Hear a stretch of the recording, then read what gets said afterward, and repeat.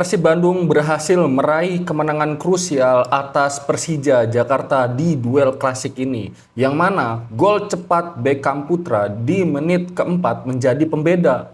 Gol tersebut memastikan Persib Bandung mengamankan 3 poin sekaligus merebut puncak klasemen. Namun, kemenangan ini tidak hanya ditentukan oleh gol semata. Aspek taktik memainkan peran besar dalam keberhasilan Persib meredam agresivitas Persija Jakarta.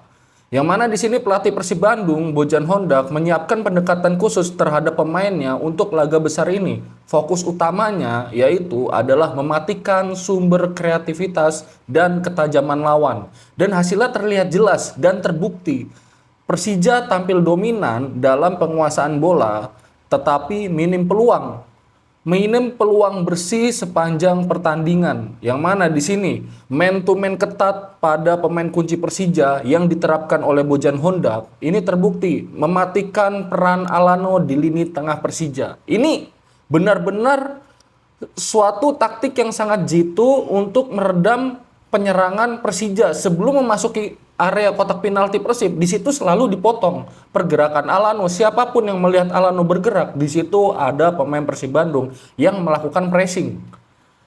Dan di sini kalau kita lihat dari formasi, Persib Bandung menggunakan formasi 4-2-3-1, sedangkan Persija Jakarta menggunakan formasi 4-3-3, yang mana formasi 4-3-3-nya dari Persija Jakarta ini yaitu formasi menyerang, sedangkan Persib Bandung 4-2-3-1 ketika melakukan pertahanan ada 5 pemain tengah. Ada 5 pemain tengah yang untuk marking atau menutup pergerakan dari gelandang-gelandang Persija Jakarta atau pemain kunci, motor serangan dari Persija Jakarta ini ditutup dengan 5 pemain Persib Bandung. Sebelum memasuki area pertahanan sudah ditutup oleh para pemain tengahnya Persib Bandung, yang mana di sini Bojan Hondak menerapkan man to man marking pada 2 pemain kunci Persija yaitu Maxwell Souza dan Alano, yang mana di sini Maxwell dijaga oleh Kakang Rudianto sementara Alano diawasi ketat oleh Alvendra Dewangga, yang mana Kakang menjalankan perannya dengan disiplin tinggi. Ia jarang naik membantu serangan dan sepenuhnya fokus membatasi ruang gerak Maxwell hingga sang pemain harus ditarik keluar pada babak kedua. Pendekatan serupa diterapkan pada Alano. Dewangga terus mengikuti pergerakan pemain tersebut bahkan hingga keluar dari zona bek kiri. Ini yang menariknya dari Alano. Alano ketika sudah buntu di sektor kanannya Persija atau di sektor kiri pertahanan Persib Bandung, dia bertukar posisi dengan Maxwell. Yang mana di sini terkadang Alano bermain di posisi tengah juga untuk melonggarkan pertahanan dari Persib Bandung, tetapi nyatanya tidak. Di sini ada Eliano Reinders dan Mark Klok yang tetap menutup pergerakan dari Alano, walaupun Alano bertukar posisi, switch position itu tidak mempan berkat dari kerjasama pemain Persib Bandung. Yang mana di sini Dewangga juga diganti ya pada babak kedua. Tugas man to man berjalan efektif dan membuat Alano kesulitan memberi dampak nyata. Pengganti Dewangga adalah Frank Putros. Ini juga sangat berpengaruh. Frank Putros di sini dia lebih defensif, tidak begitu sering membantu penyerangan, dan itu sangat efektif mematikan para gelandang-gelandang Persija. Sedangkan peran adaptif dari Beckham Putra di sisi kiri, yang mana di sini man to man yang dijalankan Dewangga membuat sisi kiri Persib sering berubah struktur. Dewangga kerap meninggalkan pos awalnya demi mengikuti pergerakan Alano ke area tengah. Jadi walaupun Alano switch position dengan pemain tengah Persija itu tetap diikuti oleh Dewangga, tetapi posisi tersebut diisi oleh pemain Persib lainnya. Misalnya Eliano Reinders mengisi posisinya Dewangga menjadi gelandang bertahan. Itu sering seperti itu sehingga tidak memecah konsentrasi para pemain Persib Bandung. Fokus satu pemain itu, Dewangga fokus menjaga Alano dan Kakang Rudianto menjaga Maxwell. Dan di sini situasi itu diantisipasi Bojan untuk menggeser Beckham Putra saat bertahan. Beckham sering turun sejajar dengan bek tengah untuk menutup ruang kosong. Jadi Beckham Putra ketika defensif, yang mana di sini yang kita ketahui Persija Jakarta melakukan possession ball yang sangat rapi, yang sangat rapat, selalu mencari ruang dan ruang. Beckham Putra ini mengisi sisi celah dari pemain Persib Bandung. Pemain belakangnya ada 4, sedangkan Dewangga bukan diam di posisi 5 back ini. Tetapi ketika sudah dilewati, Dewangga maju untuk ketika ditarik Alano, Dewangga diisi oleh Beckham Putra, posisinya Dewangga ini. Yang mana peran defensif tersebut tidak mengurangi kontribusi Beckham Putra saat menyerang dalam fase transisi. Ia cepat berlari ke depan dan menjadi outlet penting serangan Persib Bandung. Kombinasi disiplin bertahan dan akselerasi menyerang membuat Beckham tampil efektif. Gol cepatnya juga lahir dari pemahaman peran yang jelas dalam skema Bojan Hondak. Saat Beckham menjadi beban defensif tambahan, Eleno Randers mengambil peran penting dalam pressing. Ia kerap menjadi peran pemain pertama yang menekan saat Persija membangun serangan dari lini belakang. Di sini Eleno Randers tampil sangat agresif ya. Kalau kita lihat tampil sangat agresif dan konsisten, ia berulang kali memotong jalur progresif bola Persija yang mengganggu ritme build up lawan. Yang mana di sini Leandro selalu memotong jalur umpan progresifnya Persija dan mengganggu ritme build up. Yang mana ketika mengganggu ritme build up itu bukan hanya memotong jalurnya saja, tetapi pergerakan dari rekan-rekan Persija seperti ada Excel ini dipotong pergerakan Maxwell, terus Alano. Ini sebelum sampai ke Alano, padahal tahu Alano sudah dijaga oleh Dewangga, Maxwell dijaga oleh Kakang Rudianto, tetapi Eleno Randers yang memotong aliran bola tersebut. Inilah peran penting, peran kunci yang dipegang oleh Eleno Randers di bawah asuhan Bojan Hondak. Yang mana di pertandingan ini Eleno Randers ditempatkan sebagai pivot gelandang bertahan bersama Mark Locke yang bertugas untuk memotong aliran bola permainan Persija ketika build up secara rapi.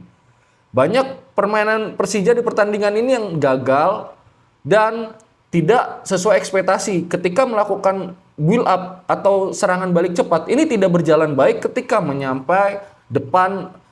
sampai depan area kotak penaltinya Persib Bandung. Selalu terpatah, bahkan tidak sampai situ, belum sampai situ aja, setengah lapangan itu sudah dipotong oleh pemain Persib Bandung, kadang Mark Locke, kadang Eleno Randers, dan kadang Tom Haye di sini yang berdiri di belakang William Barros, yang mana di sini William Barros ditempatkan sebagai striker, tetapi ketika defensif, ketika bertahan, William Barros juga menutup pergerakan dari pemain Persija. Yang mana pemain Persija melakukan build up di sini, William Barros selalu menjaga. Ruang operannya dijaga oleh William Barros. Jadi William Barros bukan hanya berdiri merebut mengejar bola kanan kiri, tetapi William Barros juga melakukan peran penting, yaitu menutup pergerakan dari rekan-rekan pemain Persija. Yang mana di sini kefleksibilitasan Eleno Randers semakin terasa ketika Bojan mengganti Kakang Rudianto. Kakang Rudianto ini diganti ya di babak kedua, yang mana lalu Eleno Randers menjadi bek kanan dan tetap tampil solid, memperkuat keseimbangan taktik Persib hingga laga terakhir. Dan bukan sampai di situ saja, yang mana di sini Beckham Putra, kita bahas gol Beckham Putra ya, mencetak gol di menit keempat, hampir menit kelima.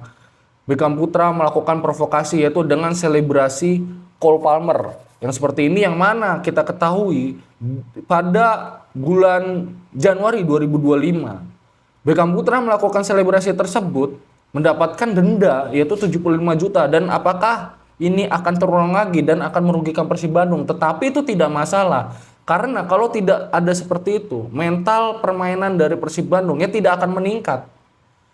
Beckham Putra di sini pintar untuk menaikkan mental para pemain Persib Bandung dan menurunkan mental para pemain Persija dengan berselebrasi Cole Palmer seperti ini.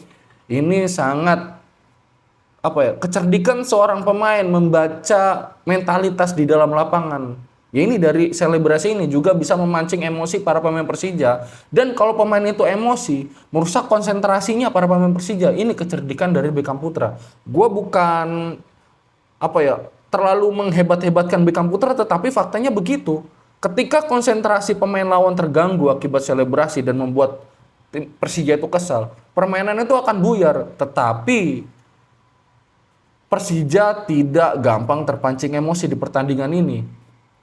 Tidak terpancing emosi Dan terbukti walaupun tertinggal 1-0, Persija Jakarta tetap melakukan build up dan pressing tinggi ketika di area pertahanannya Persib Bandung. Persib Bandung selalu melakukan bola pertama dari Teja Pakualam. Tetapi apa?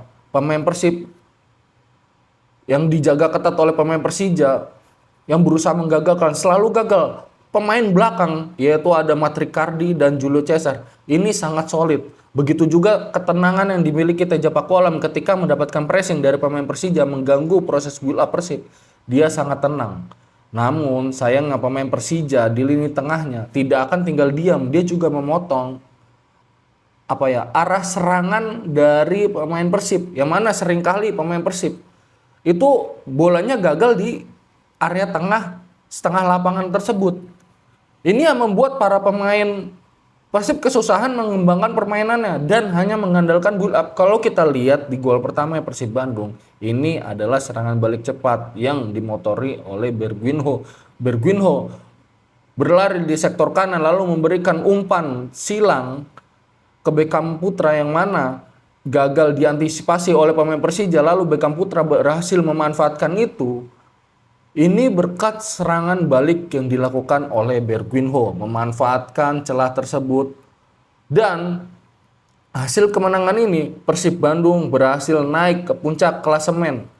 Memuncaki klasemen dengan poin 38, lalu di bawahnya ada Borneo FC yang mana Persija Jakarta turun ke peringkat ketiga. Ini sangat ketat sekali. Peringkat pertama 38 poin, peringkat kedua 37 poin, peringkat ketiga Persija Jakarta dengan 35 poin. Dan ini berhasil dimanfaatkan Persib Bandung dari duel klasik ini merebut puncak klasemen. Ini yang pertandingan dengan rating tertinggi, haksiar tertinggi.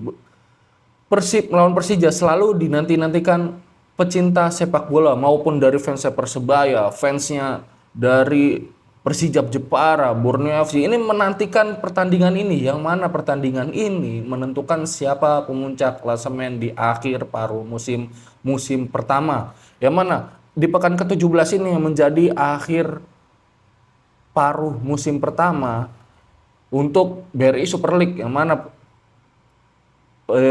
pemuncak klasemen sementaranya adalah Persib Bandung. Tapi itu masih bisa berubah kalau Persija Jakarta dan Borneo FC masih saling bisa sikut-sikutan. Dan ditambah lagi Persib mengalami kekalahan habis baterai dengan jadwal yang padat di ACL Elite 2 yang nanti. Ini tergantung Bojan Hondak ya, gimana meracik pemainnya di setiap pertandingan ke pertandingan dengan jadwal yang padat dimiliki Persib Bandung yang juga berjuang di ACL Elite 2. Ini tergantung Bojan Hondak. Kalau Bojan Hondak tidak mau kehabisan baterai di setengah musim paruh kedua, Bojan Hondak harus sering merotasi pemainnya agar tidak kelelahan. Yang mana yang kita ketahui, Bojan Hondak akan bertanding ke Thailand di ACL Elite 2 di babak 16 besar. Dan ini bisa dibilang ini menjadi kejeniusan pelatih lah dalam meramu taktik siapa yang akan dimainkan ke dalaman skuad yang dimiliki Persib Bandung. Ini harus benar-benar solid, yang mana jadwal yang padat ini harus bisa dimanfaatkan oleh Bojan Hondak. Oke, sekian aja itu analisa pertandingan dari pertandingan Persib melawan Persija. Jangan lupa tekan tombol like dan subscribe-nya, dan jangan lupa juga nyalakan tombol notifikasinya karena sangat membantu untuk perkembangan channel Progress Football dan membuat gue semangat membuat konten-konten lainnya. Oke, gue Iqbal dari Progressive Football dan ciao.